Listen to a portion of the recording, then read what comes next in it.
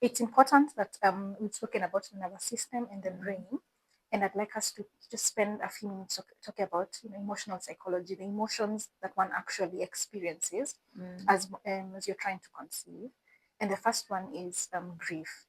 Yeah. Now, I find it very interesting. I find the concept of disenfranchised grief very interesting Mm. because this is a grief that is often not acknowledged by the society and therefore not adequately supported, and an individual doesn't even feel permission to feel the grief. Yeah. So this could be maybe just opening up the discussion a bit. This could be grief as a result of maybe loss of a secret lover or an um, ex partner, or a pet, or just something that the society does not acknowledge.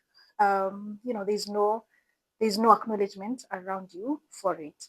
And now, where this plays a role in trying to conceive is with every cycle, with every time you get your period, it feels like a loss. And It it's a is a loss. loss. It is a loss, right? Mm.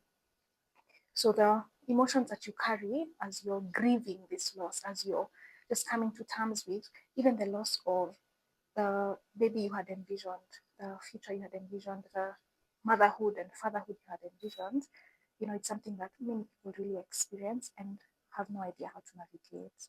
Indeed, because whenever whenever you are ready, you think that this is the month where you needed to, this is the month that it was going to happen, Yes. and you get that period, Mm.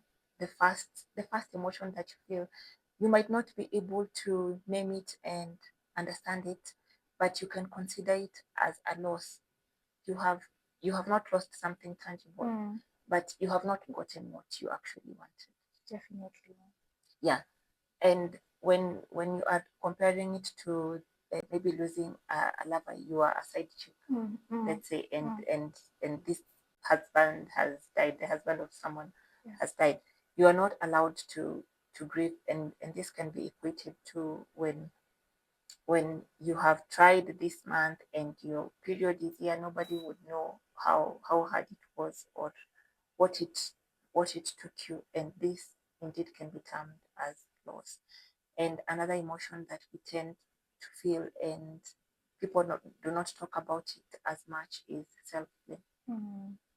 When you are wrapped up between why is it me, why is it not happening for us, you find yourself reminiscing, going back to your past, Mm. what happened. Maybe it was the, Or what I could have done wrong, what yeah, it is I did wrong. true. Mm. It could have been maybe the pitules that I was taking Oh. 10 years ago, or maybe it is that surgery that I underwent. Mm. You start thinking, you start now telling your brain, you start forcing it to think that it it has to be something that you did, and most of the time that might not be 100% true when it comes to the emotions that you are feeling. Really, or even when you're given a diagnosis that there's something wrong with your reproductive system here or there or your partners, it comes with that um, the anxiety basically, or the intensity of Mm, a terminal illness. yeah. Just living with that every day, figuring that out, navigating that is indeed a tall order. And you are allowed to actually feel this emotion. Nobody would tell you it is loss that you're experiencing. It is self-blame that you're experiencing. It is this anxiety of trying to make everything right. All these emotions can coexist at once. But once you are able to actually name them and know exactly this is what I am feeling, you're able to sit with it, you're Yeah. able to internalize it, and you are able to make decisions from a conscious point of view. There's something you've ever mentioned. You say the word coexist, and I recalled um, the fact that and hope and disillusionment, or hope and disappointment, hope and whatever other emotion that feels dual or opposite to it can actually exist together. Mm-hmm. And this is important to think about because of moms who already have one child or two and are trying for a second and are having trouble Mm-hmm. with that. Yeah. And many people feel, or many women feel like I'm not allowed to. to feel bad that I've not been able to conceive yet, because this would mean that I'm not grateful for the kid I already have. Or even the people without children yet, they would feel I'm not allowed to feel grief for this because I have a good life, have a good career. I'm being ungrateful. It's possible for that sense of hope and longing to exist with your gratitude for what you have. Yeah.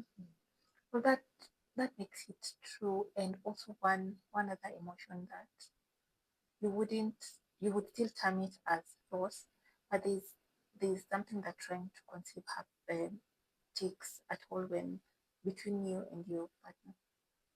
There's a separation. There's a gravity that comes in, and it pulls you guys further and much away. Yes. And this can still be considered as loss. So you truly do not have to like lose something that someone has died, or it is something that is visibly seen. Even the drifting that is happening between you and your husband, you and your friends, Yeah. you can still feel it and sit with it and define it the way you want it to be. And allow yourself to feel it. Yeah. And navigate it.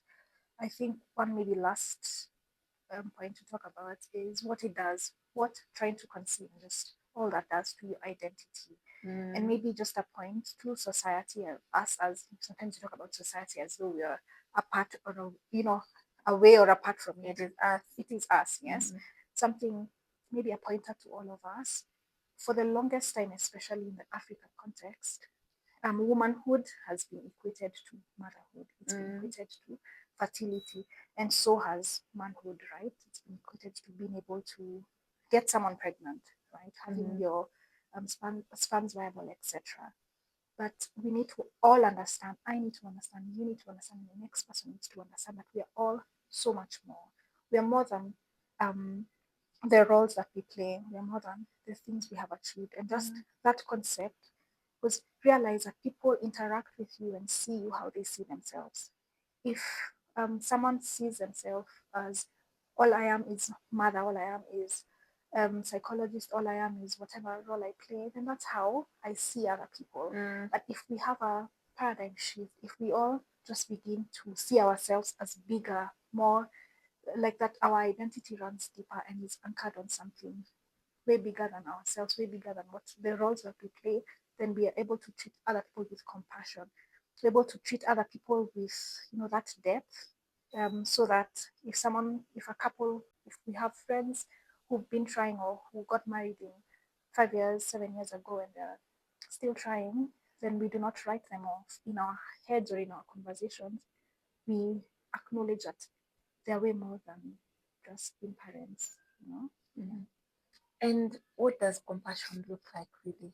Compassion to everybody around you. This is not just for someone who's trying to conceive, but also we need to reflect, we need to introspect and see how we can offer this compassion. When you when you meet a friend, you might be doing it from a place of love, but when you're constantly asking them, bado hamja, Right. bado hamjapata, that is, guys, let us let us think and let us try and understand people from a different point of view. Let us offer compassion by one trying to think before we speak. Let us offer let us give people grace, and it cuts across all borders between those ones who are trying to conceive, the ones who are mothers as well. Someone maybe has two boys somewhere, and you're like, try, maybe it will be a girl this time round. You are not being compassionate as a person, and let us practice empathy. Yeah. And it will make the world a better place. Indeed, Kabisa. I feel like maybe I don't know if it's the entire world or the people around me. I feel like people are getting the hang of all the things not to say when someone has lost a loved one, like to death. It's time we also raised awareness and just became more woke about what not to say, just to people in general.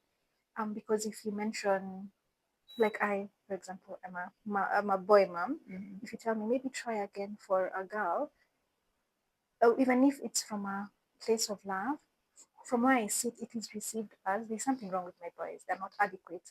That I need to do better. I'm failing, and all these things. Yeah. So just all of us being compassionate will go a long way. And Mm-hmm. I really believe compassion to the next person begins with self-compassion. I can't give what I don't have. If I do not love myself, if I don't speak to myself with kindness, how will I speak to other people, with kindness and compassion? Indeed, that that has been really insightful. I think so. I think so too. I have enjoyed this. I always love sitting with you in front of the camera and away from it. I love listening to your heart about these matters. Yeah, and I learn a lot. And guys, we welcome more and more questions so that we can relearn, we can unlearn, and we can grow together. Thank you for tuning in today.